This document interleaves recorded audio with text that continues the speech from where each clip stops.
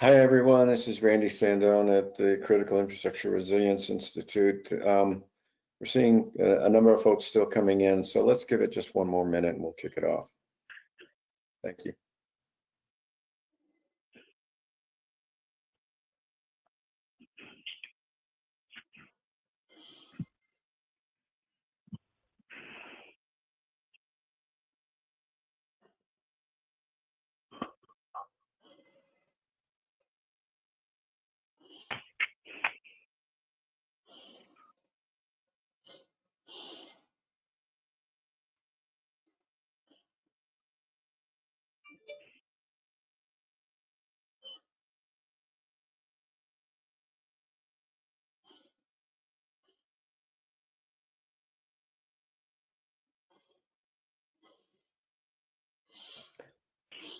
Okay, everyone, this is Randy again. Thank you all very much for the session today. Today's CIRI webinar is about the Business Resilience Calculator.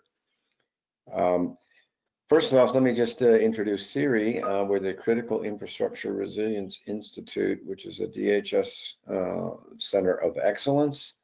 We're in our 6th year of operation. Our primary mission, as you can well imagine, is to enhance the security and resilience of our nation's critical infrastructure. And we pursue that mission with the firm understanding that the vast majority of that critical infrastructure is owned and operated by the private sector. That's primarily where the Business Resilience Calculator is going to have its impact. We accomplish our mission through both outputs-oriented research, technology transition, as well as education and workforce development initiatives. And the Business Resilience Calculator is an example of how our research outputs are transitioned to the Homeland Security enterprise. So jumping into today's session, we're all painfully aware that disruptions occur. We've been in disruption for many months as a result of the pandemic. And the Business Resilience Calculator is a decision support tool that businesses can use to identify and evaluate the most cost-effective tactics it can employ to reduce potential losses from disruptions to its business. Obviously, very important. The BRC is grounded in economic theory, solid underlying data based on surveys of actual experience of real businesses with disasters and cutting-edge econometric analysis.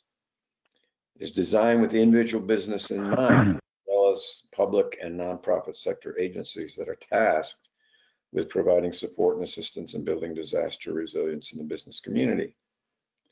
The principal investigators for the Business Resilience Calculator research program will present the background, development history, and the underlying research that was involved in the creation of the tool. I'll also provide an overview demonstration of a pre-release version of the tool that is especially geared toward COVID-19, and they will respond to questions from the audience. The talk will be structured primarily for practitioners in industry and government interested in using the software, but should also be of interest to any of you that are researchers in a variety of disciplines. And let me introduce our two principal investigators, and then I will turn it over to them for the balance of the presentation. First of all, Noah Dormady is an associate professor of public policy at the John Glenn College of Public Affairs at Ohio State University. He works in two main areas: energy and environmental markets and economic analysis of disasters and disaster resilience.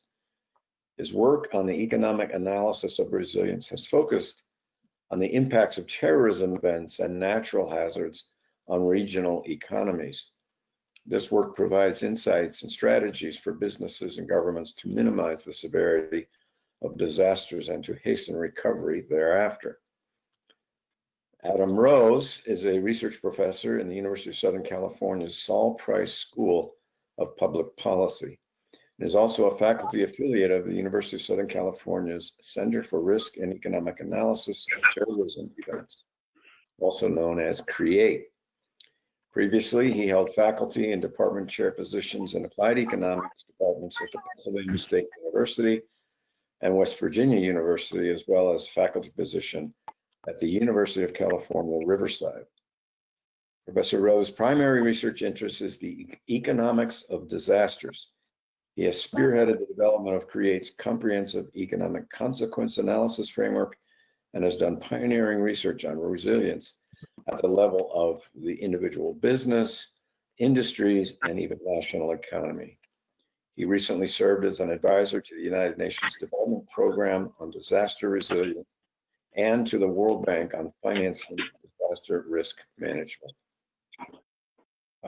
We want to thank Noah and Adam for the presentation, and at this point, I'll turn it over to you guys. Okay, I'm going to start off and note that I'm happy to be here today. And I'd like to begin by acknowledging the contributions of many individuals and organizations, and as well as the research team. So foremost on the research team is Noah Dormady, who's been the research leader the last 2+ years. And he's done the heavy lifting on the econometric analysis and been the lead on the internal workings of the software. Also like to acknowledge 2 PhD students of Noah's at Ohio State, Alfredo Roa Enriquez, who recently received his degree and is now working at NIST, applying what he's learned about resilience from the both of us. Also Blaine Morin, who's a second-year PhD student there. I'd also like to thank Randy Sandone for his support and guidance throughout, and Jose Medina Cruz, who coordinated the transition process, and CIRI in general and its staff like Andrea, Katie, and Elena for their support. I'd like to thank Gia Harrigan, the program manager for both CIRI and CREATE, for her support, Tony Cheeseborough, one of our leading customers, and 2Wave, that is essentially the firm that's programmed the resilience calculator. So I'm getting interference on the line. I hope other people aren't getting the same way. So we may want to have everybody mute. Katie, maybe even you too, just in case. So what I'd like to begin with in the next slide, Noah, is an overview of our presentation. So Noah, can you hear me? Okay, all right. So we're going to begin with defining resilience, talking about some resilience tactics and introduction to operational metrics, talking a little bit about the market potential and customers of the BRC. Then we'll switch to the methodology behind the BRC. We've got a video that we're going to show actually in between talking about, just before we talk about customers. And Noah will be talking about the background on the data from surveys we undertook and the statistical modeling framework, and then present some of the results in terms of metrics and talk about modules and capabilities of the BRC. He'll also be giving a live demo of the business resilience calculator, and we hope to have some time at the end for Q&A. So next slide, please. So I want to give a little background on resilience. You know, there are 2 major perspectives on resilience. One is a broad definition where resilience includes everything that can be done to reduce losses, both pre-disaster and post-disaster. And this approach tends to focus on pre-disaster mitigation, stopping the threat or minimizing the threat to begin with, or hardening targets. Another approach says, well, we've got a perfectly good term for what we do before disasters, and that's mitigation. What we've lacked is a real good term for what we do once the disaster strikes. And that's the more limited definition, the one we are focusing on. It limits the actions implemented after the disaster strikes. But we acknowledge, of course, that resilience is a process, and one can build resilience capacity ahead of time. And for instance, by conducting things like emergency drills, purchasing backup generators and alternative suppliers. However, you don't really implement those until the after the disaster strikes. So the Latin root of resilience is to rebound, not necessarily to protect up front. So we think the definition is more consistent. Now, the latter perspective, the second one, may strike some people as odd. You know, how can you reduce property damage post-disaster after the disaster strikes? Well, you can't, but you can reduce business interruption. And business interruption is no less important than is property damage. For instance, in the World Trade Center context, the value of the trade centers was $25 billion in 2004 dollars, or $2001 actually, and the business interruption was more than 4 times that amount. And so that, and that's not an unusual situation. One can look at Hurricane Katrina as well. And so essentially, business resilience calculator is about things businesses can do to reduce that business interruption. And essentially then resilience boils down to being synonymous with the concept of business continuity that's really familiar to everyone. Let's go to the next. Talk a little bit about definitions. So there are dozens of definitions out there. Next slide. Okay. And I've studied the topic across 10 disciplines: engineering, planning, organizational behavior, ecology, and I found more commonalities than differences. So below, I've provided a general definition, which seems to be common to every discipline, and then translated that into some unique aspects of the economic domain. So going back to ecologist Buzz Halling, who's considered the sort of the first modern promoter of resilience, it's the ability of a system to maintain function when shocked. And so the economic counterpart of that is the efficient use of remaining resources at a given point in time to keep producing as much as possible. And so that's consistent with economics being the science of scarcity. We need to use resources as best we can, and resources are even more scarce in the aftermath or once a disaster strikes. So this is the static definition, the one really operable here. The dynamic definition focuses more on investment and repair and reconstruction. And another thing to mention about the relationship between business interruption and property damage, especially in the case of COVID-19, there's little, if any, property damage. It's all about business interruption. So we're not going to get into dynamic aspects, but the important thing to begin with is we've developed an operational metric many years ago, which can be defined as taking the averted business interruption losses as a percentage of potential business interruption losses. And let me illustrate that with an example on the next slide. And about 10 years ago, 12 years ago, I had the honor of coordinating 8 studies, including one of my own,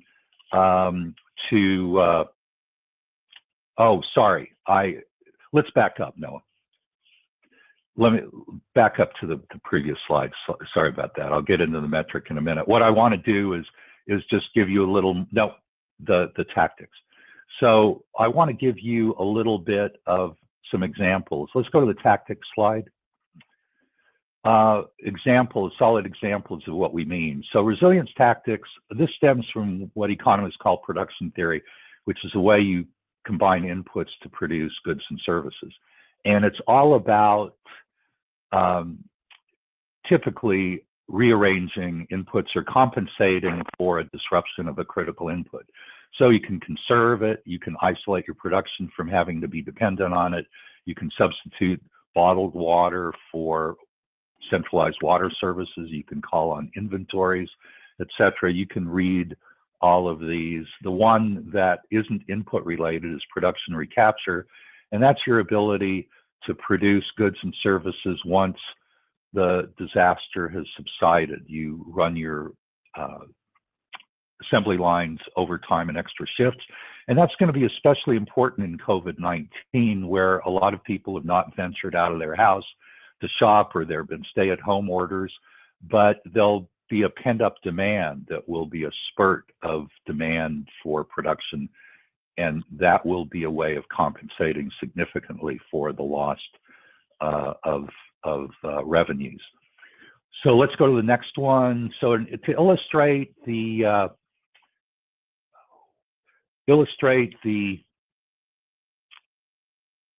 metric, as I said, about a dozen years ago, I had the honor of coordinating 8 studies, including one of my own, to determine or estimate the economic impacts of the World Trade Center attacks. And it turned out that 95% of the 1,100 businesses and government agencies that were tenants of the Trade Center managed to relocate right after the attack.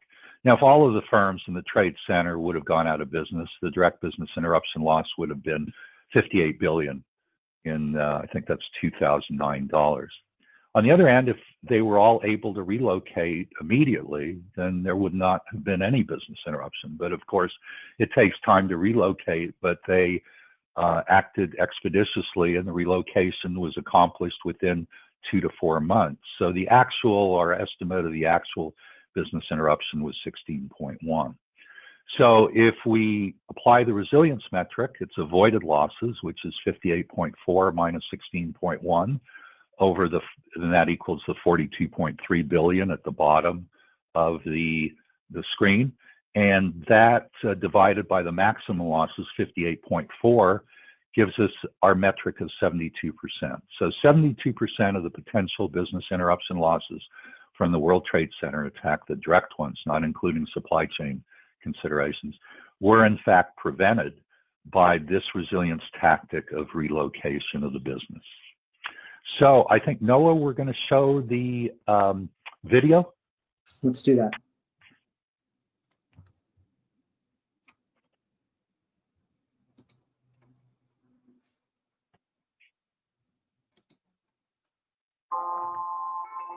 %90 of businesses do not survive a catastrophic event. Now, in the middle of the COVID-19 pandemic, unforeseen shutdowns have put a lot of strain on businesses. Does yours have a strategy to bounce back? The Business Resilience Calculator is support software designed to help business owners make cost-effective resilience investments to reduce losses during an emergency. The calculator uses real data from real businesses that have survived disasters. You'll begin by performing a self-assessment. Then, the BRC allows users to evaluate the most cost-effective actions under a wide range of business interruptions. You'll receive highly detailed interactive results, and you can compare metrics from businesses just like yours. We are constantly updating the available data with each new user, so log on today and see what the Business Resilience Calculator can do for you. Thanks, Noah.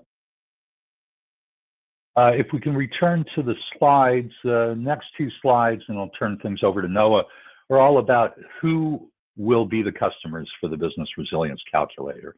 And we were fortunate to have Randy and Jose line up a group at the University of Illinois Business School who did a marketing analysis for us.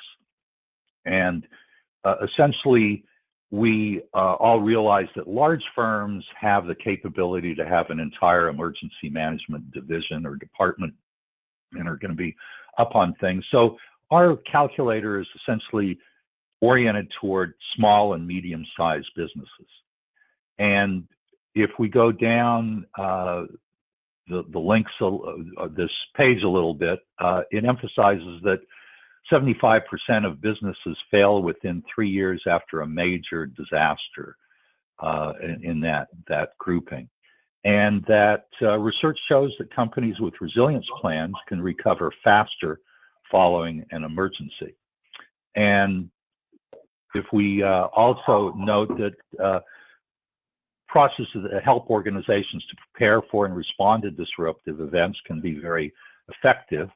And that's our niche. And the market potential, U.S. business continuity and disaster recovery market is on the order of $28 billion a year in terms of sort of average annual losses.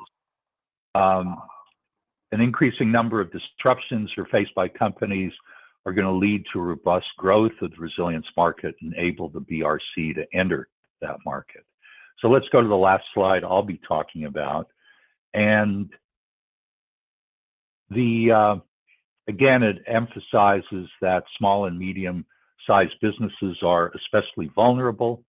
And the other thing to emphasize is that in the bottom, just to move on with time, the BRC can be very useful for small and medium-sized companies, as they clearly have shown signs of deficiency in implementing business resilience strategies. So with that, I'll turn it over to Noah. Thank you, Adam. So I have the privilege of talking a little bit more in the weeds about the BRC and how it works.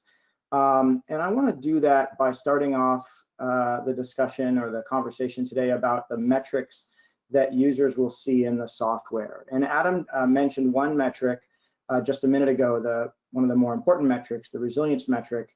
I'm going to cover two of the three main metrics involved in the software.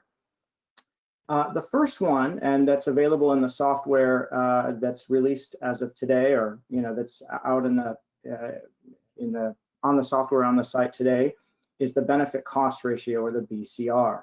And this is a ratio of the avoided losses a given tactic provides to the expenditures essentially spent to obtain those avoided losses, essentially a bang for buck metric.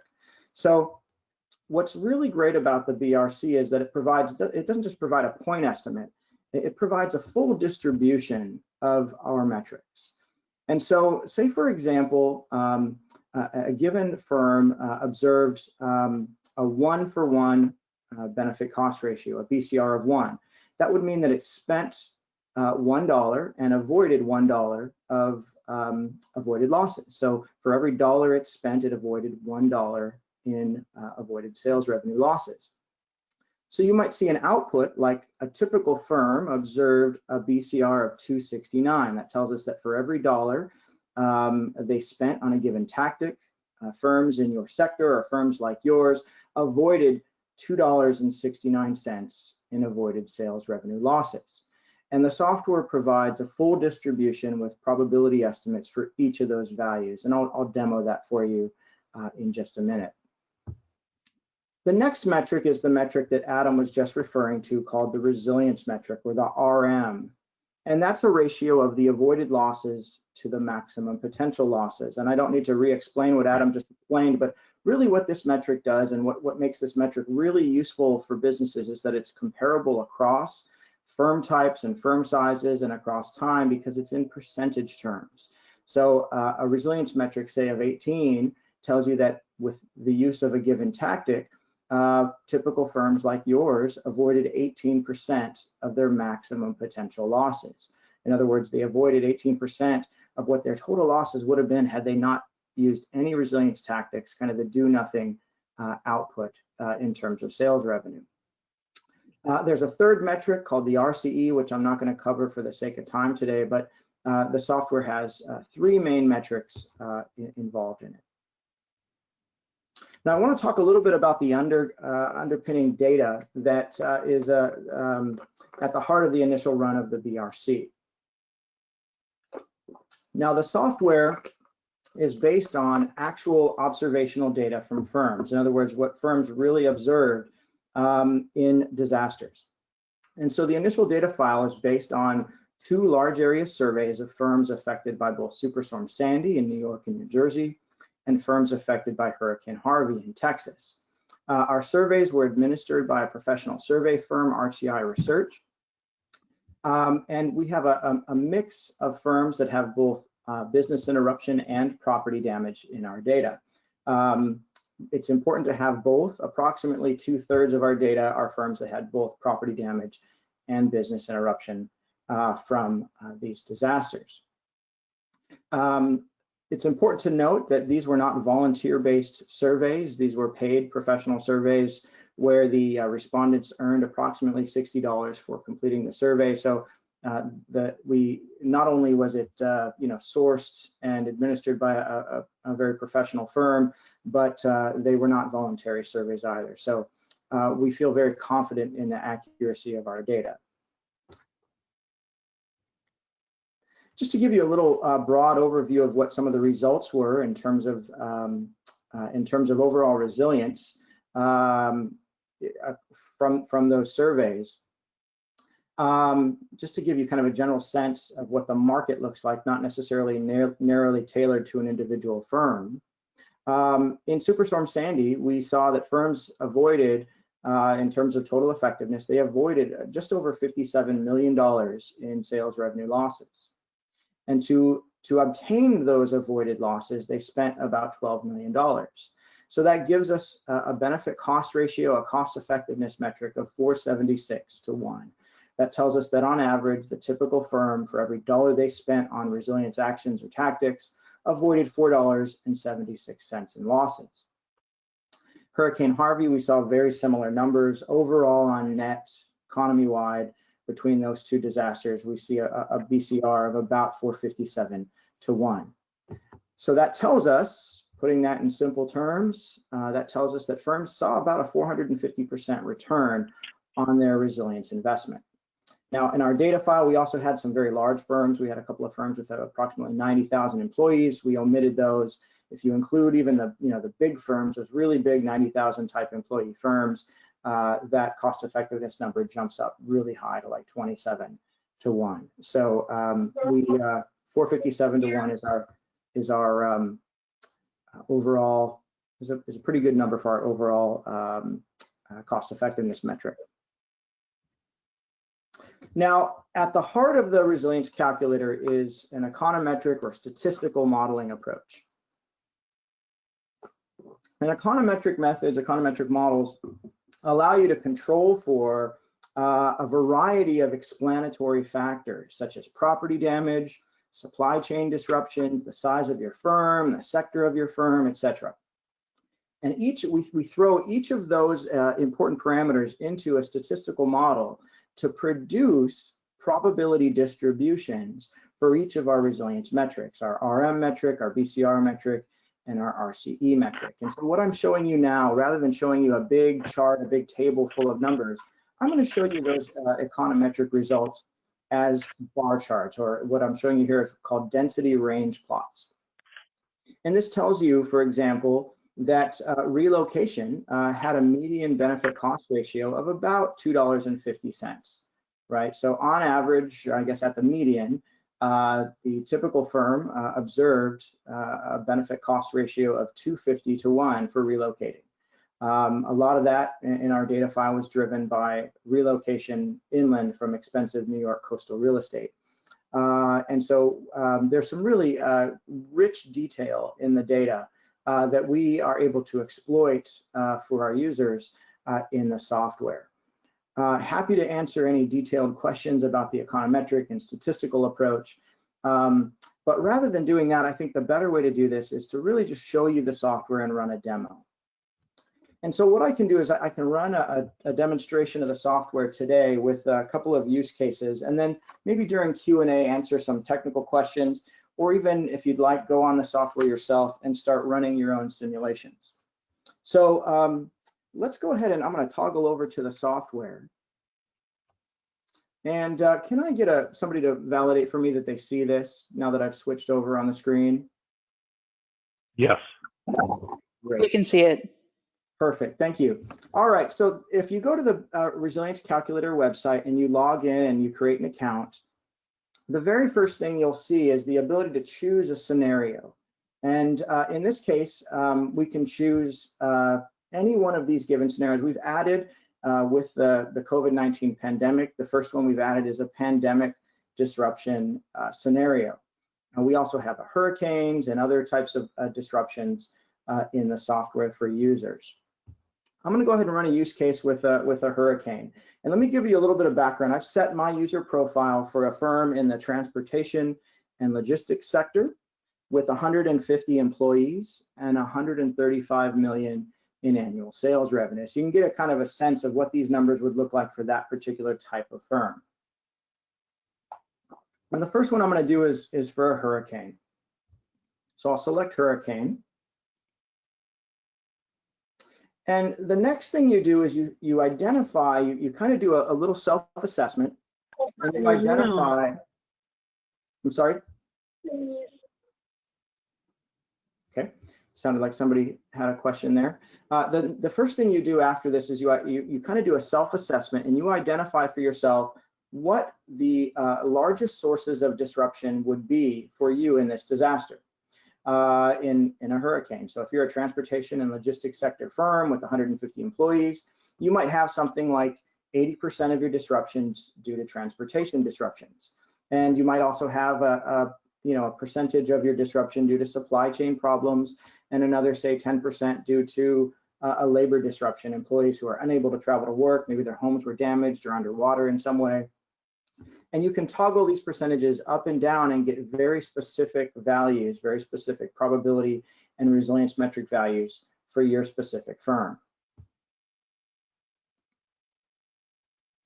The next thing you do is you identify whether or not there will be property damage in your specific scenario that you're planning for. And so in this case, we can put in something like $35,000 or $75,000 in property damage and get very specific estimates for use cases involving physical property damage to your plant or equipment. The next thing you do is you identify the specific tactics that you would like estimates for. Now, as Adam mentioned, there's approximately 11 classes of tactics that businesses can use, or resilience tactics. And the software allows you to kind of open up and toggle here to identify which of these tactics. It gives you the definition, and you can identify which of the tactics you'd like estimates for. And the software provides 3 tactics. You can see estimates for any 3 tactics at a given time.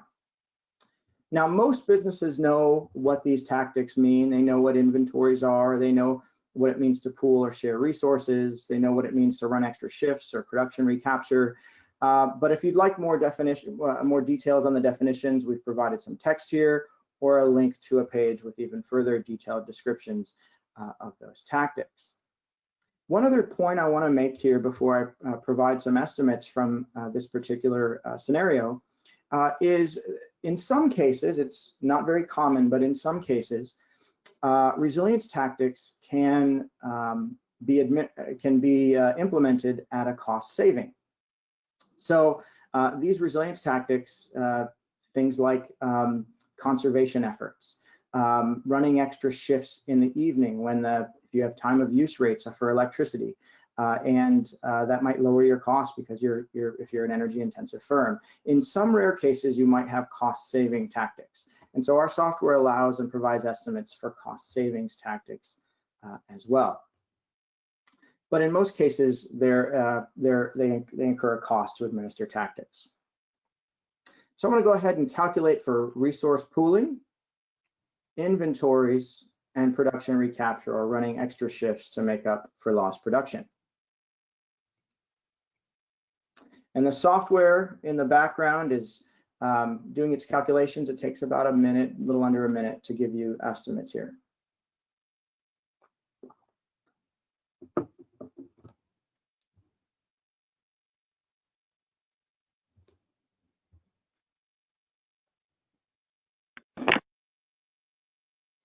Okay, so what you'll see here is you'll see some interactive density range plots. These are histograms or distributions, probability distributions, and some summary statistics up at the top. And the way to read this is, say for example, let's look at production recapture or running extra shifts. Typical firms, the median firm like yours, can expect to observe a $3.50 benefit cost ratio. That means you can expect for every dollar you spend on production recapture to avoid about $3.50 in avoided losses in sales revenue. It also tells you what the sector median is, not necessarily firms like yours, not necessarily firms with 150 employees, not necessarily firms with your size or with your type of disruption, but the sector median. This was not really a cost-saving tactic for them. They have a BCR that's below 1 at 55 cents. It also tells you the 75th percentile, what we call best performers. So it tells you that there's a 25% chance that your benefit cost ratio will be higher than $7.92. And so the software is also interactive. If you want to identify the probability of a specific target cost effectiveness number, say for example, you're in a debate, you're the COO of your firm or the CFO, and you're in a debate with your board, and they don't want to move forward with authorizing the run of extra shifts unless there's a real good certainty that they'll see a return of at least 10 to 1, right? Well, you can use our software to calculate the very specific probability of obtaining that return on your resilience investment by using the software to identify the very specific probabilities associated with that return. So it's very interactive. I'm going to go ahead and change the scenario here. Let's go ahead and run a situation for a pandemic. Now, what I'm going to do in order to do that is I have to actually change my user account. So we kind of frown on people doing this. We don't want people to kind of game the background of the system, but I'm doing this just to kind of demonstrate how the software works. So let's go ahead and use, say, a manufacturing firm with, say, 400 employees. And we'll leave the same, let's actually probably should increase that. So let's increase that to, say, $2.3 million in annual sales revenue. And we can select a pandemic here.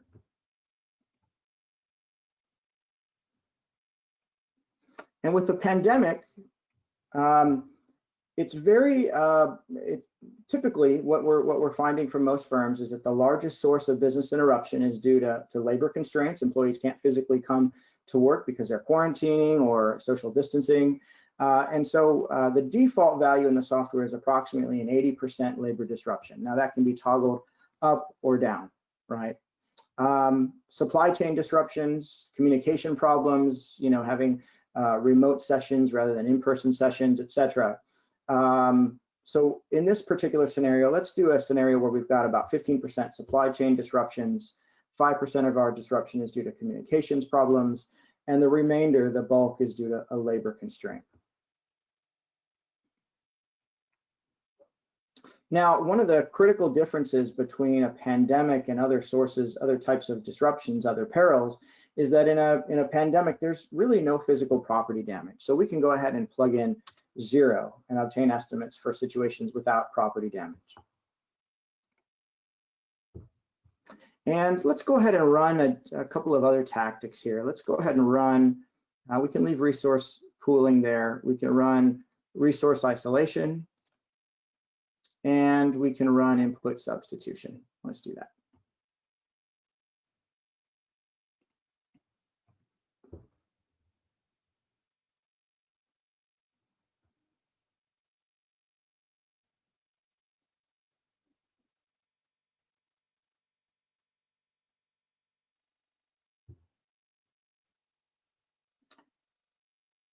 And what you'll see is that you get essentially the same type of estimates for each peril. You get a full distribution, interactive density plots, you get the sector median, you get the best performers metric, you also get the median value as well.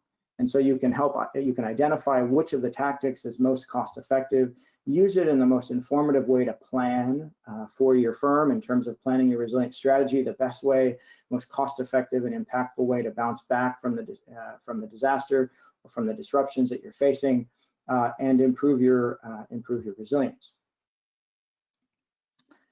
We also have a very special page with resources for COVID. I encourage you to go onto the site and look through our COVID resource page as well. Lots of helpful information there that you can pass along to businesses who are affected with this pandemic. I'm going to toggle back to my slides now. So the next question is, where are we going with this, and what are we doing as the next step? So as Randy at the start mentioned, we have a pre-release version of the software out now, which is what I was just demoing for you. And we have two main modules of the software that are scheduled to be released this coming year. And the first module is a prospective module, a planning module, which is designed for businesses who have not yet been through a disaster, who want to learn from what worked and what hasn't worked for other businesses like theirs. And it will include all three metrics, self-assessment tool, as well as the ability for users to have the interactive scenario planning resources that I just demonstrated for each of the 3 metrics. Another metric that or another module that we're adding in the suite is an evaluative or retrospective module. This is specifically tailored for businesses who have already been through a disaster and want to get a clear assessment of what their resilience was. Maybe they want to use this information for their insurance purposes. Maybe they want to use this information for improvement purposes or scoring the effectiveness of their CEO or CFO, etc. So the evaluative module is really retrospective in nature, looking back, comparing yourself to other firms in your sector, seeing what you did that worked, what you did that didn't work, and using that to plan ahead into the future. And that will provide all of the same metrics and modules, but really reverse looking into the past as how you fared in that disaster. So we're very excited about what the BRC will be doing in the coming year. We're very happy to be releasing the pre-release of the software that's out now to help businesses navigate the COVID pandemic and provide really some useful ways of thinking about resilience and obtaining estimates for improving their cost effectiveness. And we're even more excited about what the software will be within the coming year when the full suite is released with all the modules and metrics. With that, I'll go ahead and end and take any Q&A. And Adam as well. Noah, this is Isaac Maya. Hi, Isaac. Congratulations on a great job. I have a quick question for you. What are the pros and cons of just checking off all the resilience measures and letting your calculational back end figure out which is the best one, and then giving me that as, okay, if I don't have an option of all of them, I can start reducing some, but at least can it be used to help me focus on those resilience measures that would have the best impact? Yeah, Isaac, because I know your research a little bit, I know that you're familiar with the concept of a cost curve.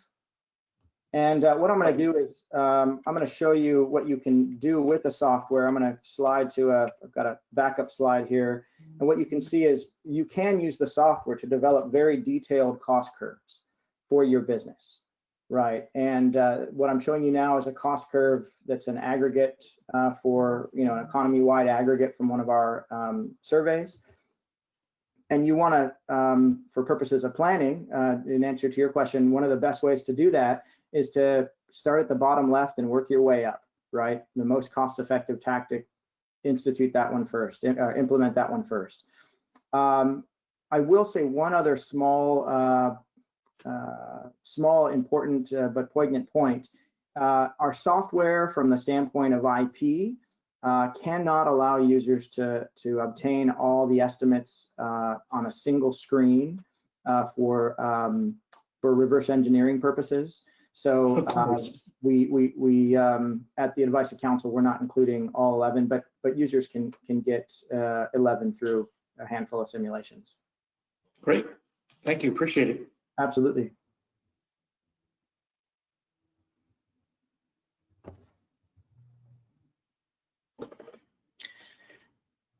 Guys, this is Pete Kirby with a question. Hi, Pete. Hi. Fascinating work that you've done here. I think it's going to have a lot of value. I'm curious, what other categories besides manufacturing could business model be explored? And I'm thinking about critical infrastructure. Let's say if a jail were lost to a city or a county, is it possible to calculate business resilience for jail operations? So public sector organizations are a little bit different. Adam, it sounded like you wanted to jump in there. Well, yeah, let me just say that this calculator could be used straight out. A business, even a jail has operations. It needs employees, it needs equipment, it needs various kinds of inputs, including electricity and water. So practically any organization has those basic needs, even if it's not a profit-making enterprise. And so the calculator actually can be used straight out, but we'll probably start thinking about some unique features of public enterprises as well, and see if that requires some tweaks in our BRC down the line. But generally, every kind of organization has operating requirements, input requirements, and is faced with disruption. This is how to maintain continuity. It's not about what that jail contributes to the broader community. It's basically how that jail can most effectively continue operations if it's affected by disaster. So Noah, do you want to add to that? No, I did. Yeah, Pete, I think here in Ohio, we have a number of, jails or prisons that are privatized, where the concept or metric in terms of sales revenue losses would in some ways be appropriate, although those are typically authorized through, contracting mechanisms. But for publicly owned facilities, the concept of sales revenue is a little less relevant. So the second metric that I referred to, the resilience metric, the software could absolutely be useful with pretty strong clarity. But the benefit cost ratio would be a little bit less meaningful to a public sector firm, just because the nature of sales revenue for state or subnational entities. Thank you very much. Absolutely.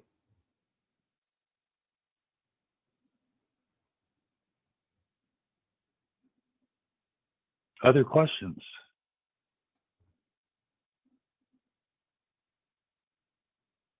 Have some of you tried out the BRC? It's readily available. Just, it's the URL is resiliencecalculator.com, and it's costless to try. You just need to register to use it, but we'd encourage people to try it out, give us some feedback, suggest potential customers for it in especially the private sector. And Noah will work on some translating, getting some proxy for, revenue for public sector entities down the line too. Mm-hmm, mm-hmm.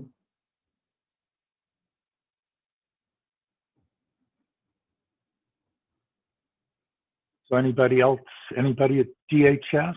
Final comments? Is anybody aware of any competitor products out there, for example, that you would refer us to? Noah, do you want to say a couple of words about who we've reached out to, SBA, et cetera, and various organizations? And maybe we've missed some obvious ones that people can refer us to. Yeah, so we've reached out to the Economic Development Admin. We've reached out to Small Business Admin.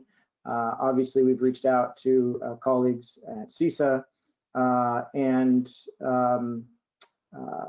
we have various connections with manufacturing organizations like the Ohio Manufacturers Association here in Ohio.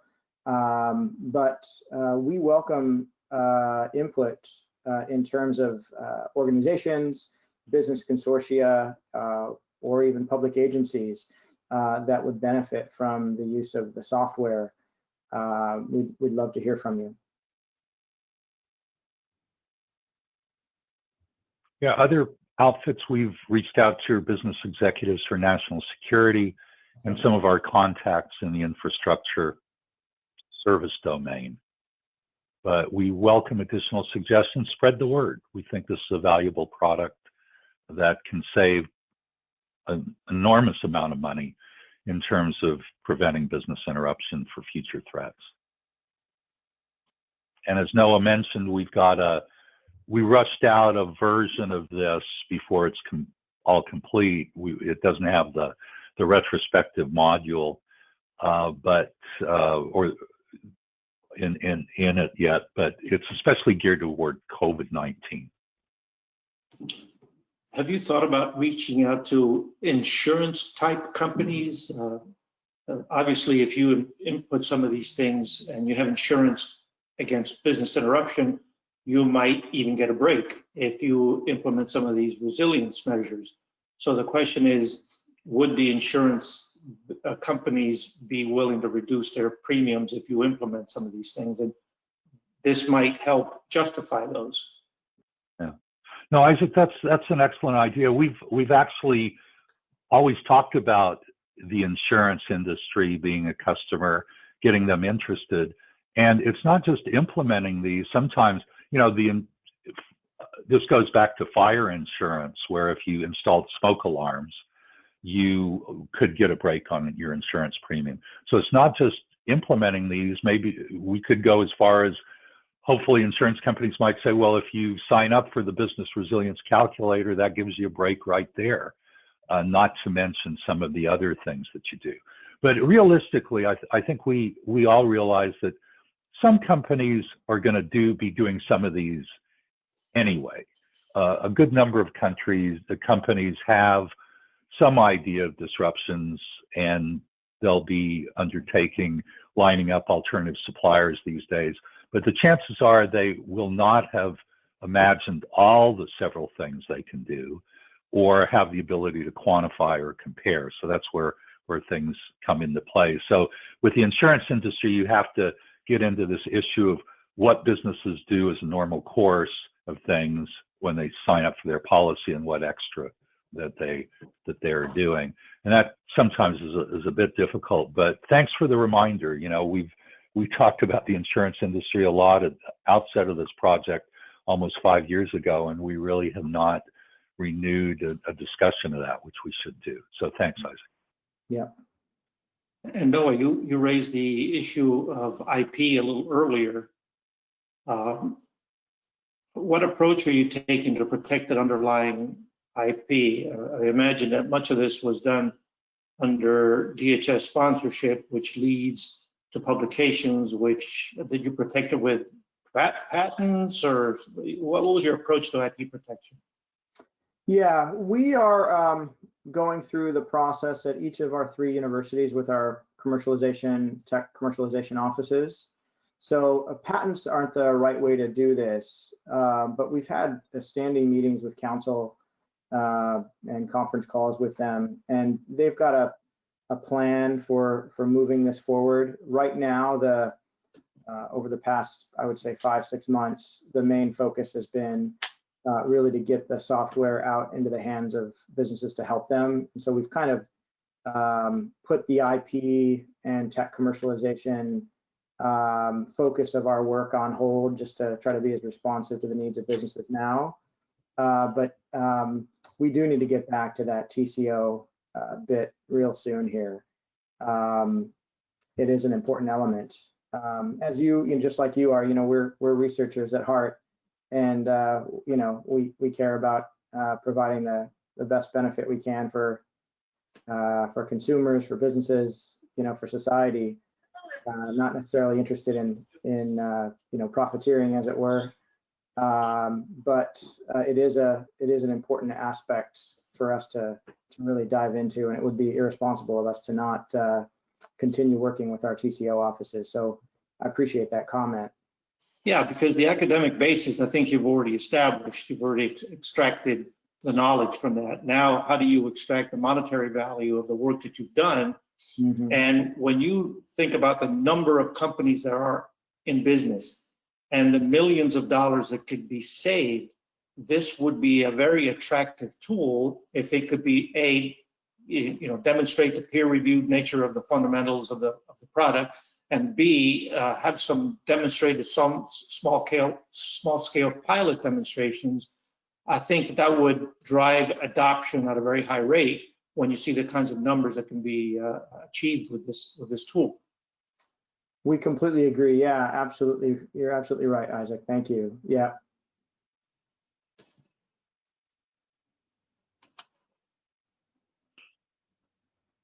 Hi, this is Gia Harrigan. Adam and Noah, thank you for your presentation. And yeah, we got to try to figure out a way to get this out so people can use it and try it. And so I'm not quite sure. I know that there was a lot of work done at U of I with the students to come up with some ideas. So hopefully this will be informative and we can try to get it out in front of people. Thank you. Good work.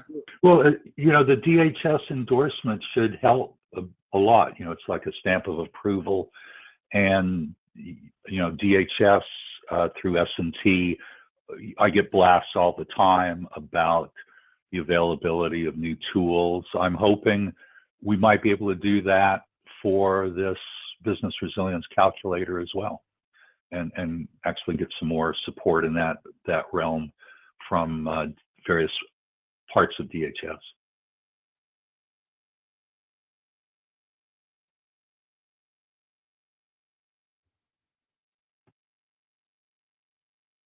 Any last minute questions from anyone or comments?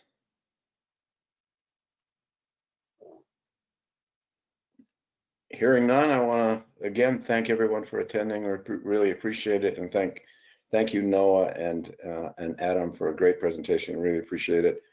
As you know, CIRI is very proud of the work you guys have done, and we really certainly agree with you that the business resilience calculator can be very impactful to businesses in our entire country. So thank you again. Thank you. Thank you, Randy. You bet. Have Thanks, a good day, everyone. everybody. Yeah. Bye-bye.